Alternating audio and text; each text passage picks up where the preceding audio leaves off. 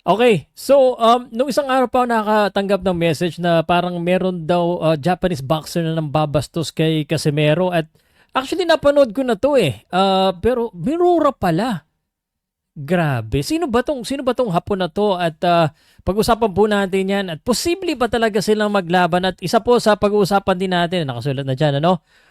Ryan Garcia versus Mario Barrios. Bakit daw yung mga fans parang sinasabi na unfair daw itong matchup na ito? Pag-usapan din natin yung update po kay Inoue at saka Nakatani. At pakilala ko sa inyo yung walong under 25 na tunay na pinakamalalakas na Filipino boxers na pag-uusapan this 2026. Podcast Sports, the number one independent sports voice of the Philippines. So, wala tayong kinakampihan, wala tayong pinapanigan at kung may mali, ating pag-uusapan. Speaking of mali, wag muna tayo sa mali. Doon muna tayo sa good news. Gusto ko lang pakita sa inyo itong ginawa kong poster and I truly believe that these guys right here, ito pong mga ito, ang mga 25 years old and below na boxer. So, kung nanonood ka nito, abangan mo. At kung sakaling napanood mo na sila, anong masasabi mo? Sa tingin mo ba maging world champion ang isa dito or lahat sila? So, from the top, si Roderick Bautista po, no? 21 years old lamang. Nandyan din si Ronnie Rick Ballesteros, Angelus Pilapil, Leonard Porres III, si Joseph Simabong, AJ Pasiones, Kenneth Lober, at si John Vincent Panga. Ito po yung mga up-and-comer boxers natin. Ha? So, comment nyo kung sino dito ang gusto nyong mas i-hype, mas i-focus natin para mabantayan po natin yung kanila po mga laban at ma-build up po natin, mapag-usapan din. May next kasi meron kaya dito. Mukhang may maangas eh. Okay. Anyway, pag-usapan din natin ito muna. Ma'am, yung kay Casimero na ba? Kasi, sige na nga, fine.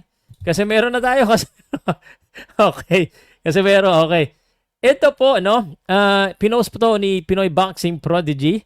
At noon na natatawa-tawa lang ako. Kasi hindi ko na natapos yung video. Ito, tatapusin ko sa inyo ngayon. Parang ginagaya daw niya si Casimero pati yung pangiwi-ngiwi daw. Oh, shit.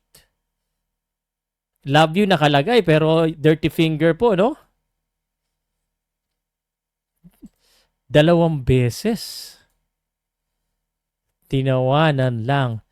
Okay, so parang galit po yung mga Casimero fan. Kung Casimero fan ka, no, minumura yung idol, anong mararamdaman mo dito? Nakakabastos ba sa tingin nyo? Sino ba kasi itong boxer na ito? Ang boxer na po na ito ay si Mugichi Nakagawa, 32-11, 11 ang talo.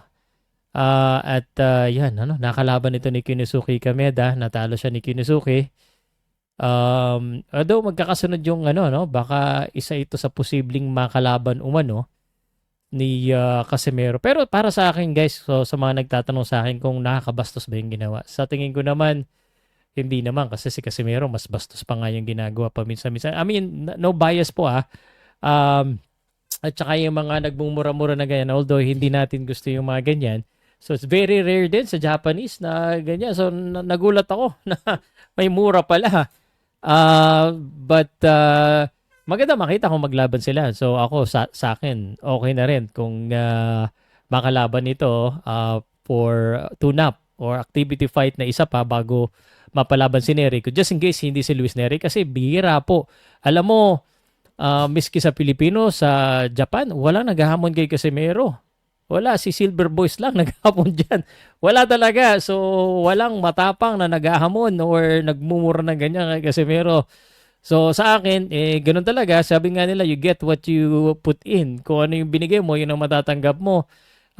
So sana at wala na rin masyadong mapag-usapan yung Casimero at tayo kung makipag-usap pati ba naman yung mga Rolex issue na yan. Sa boxing lang tayo.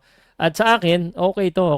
No problem sa akin kung basta kapwa boxer sila magbakbakan. So pero nabastos ba kayo? Ang mga reaksyon kasi ng tao dito sa comment section talagang parang galit na galit sila. Sino ba yan? So anyway, sana mangyari. At speaking of mangyayari, may papakita lang ako sa inyo. Ay, ito muna, gusto ko lang ipakita sa inyo, Miel Fajardo. Dito nyo yan, but just in case hindi nyo pa narinig, he's gonna have probably a big fight.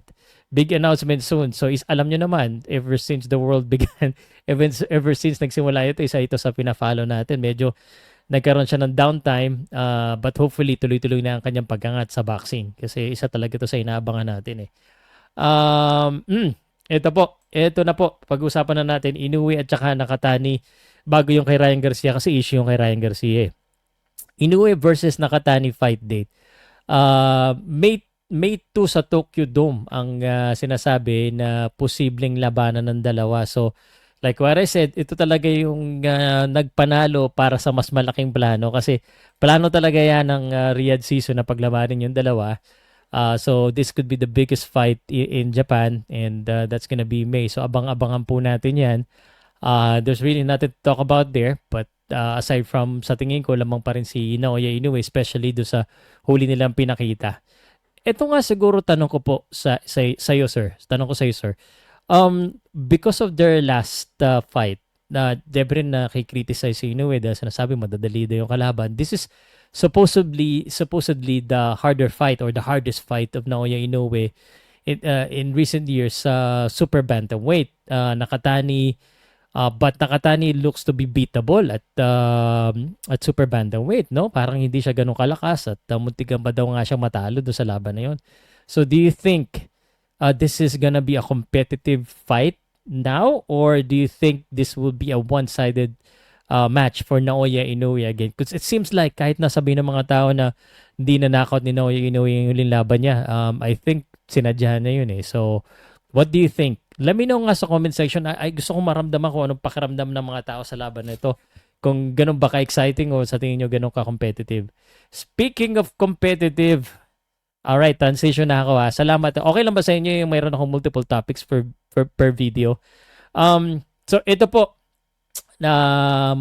Manny Barrios huling nakalaban si Manny Pacquiao. No? Nakadraw siya dyan, nakaswerte. 2 draws magkasunod yan. Manny Barrios. Of course, he's still the champion, so no problem. But ito si Ryan Garcia. Ryan Garcia, papakita ko sa inyo yung huling laban ni Ryan Garcia, Ryan Garcia, 2 magkasunod na talo yan. Or no contest, natalo pa siya sa huling laban niya. Okay? So, no contest yung Devin Haney na dahil allegedly sa kanya pong issue with medical. And natalo pa siya ni Rolly Romero unanimous decision. Now, here's the problem. Bago ko sabihin sa inyo, kayo ba excited kayo or gusto nyo makita yung laban na Ryan Garcia at Manny Barrios?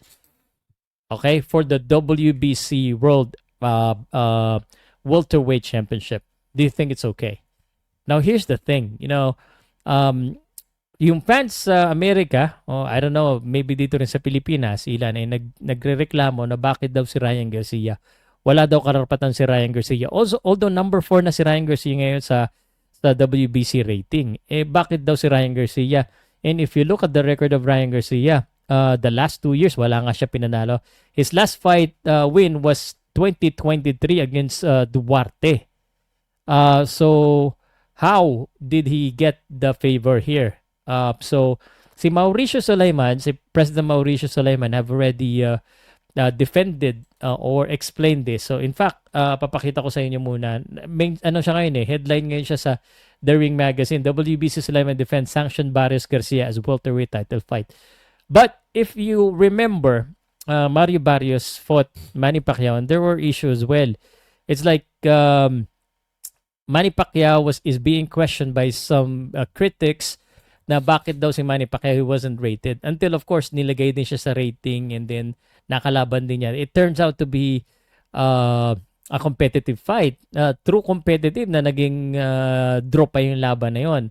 And so, ang paliwanag ni Mauricio Sulaiman, WBC President, because of the experience and because of the overall qualification of Manny Pacquiao, and it seems like it's the same thing din yung parang explanation niya dito kay Ryan Garcia. I have no problem with Ryan Garcia taking the main event. He is truly a sellable fight and isa sa pinakasikat.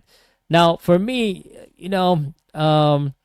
I do not know how to feel about this, but the matchup itself, it intrigues me. But like what I said, boxing is business, and there are things that are being considered for this one. So I don't know. Maybe I should ask you guys, how do you feel about Ryan Garcia getting an opportunity right away? Now, I understand Manny Pacquiao. Si Manny Pacquiao kasi legends, and talaga namang matataas yung level ng kalaban niya even before that. But for Ryan Garcia, it could be a different questions or scenario. So, I leave it up to you guys. I just wanted to let you know what's happening. And speaking of what's happening, sa January 11, 2026, this Sunday, ito po yung ating big matchup. Ito po yung Subriel Matias versus Dalton Smith. So check out the ads on Arena Plus. Doon nyo na po check in. Meron akong link sa description. Pag-usapan natin siya in detail soon. Pero ito po yung pinaka-inaabangan na. But let me know what you think. Ang questions ko, kung sakaling umabot ko sa dulo, i-comment mo, nang babastos ba yung nakagawa kay Casimero? Naoya Inoue. Excited ka ba dyan? And itong kay Ryan Garcia at saka Mari Barrios. So do you think it's unfair for Ryan Garcia to get that opportunity right away?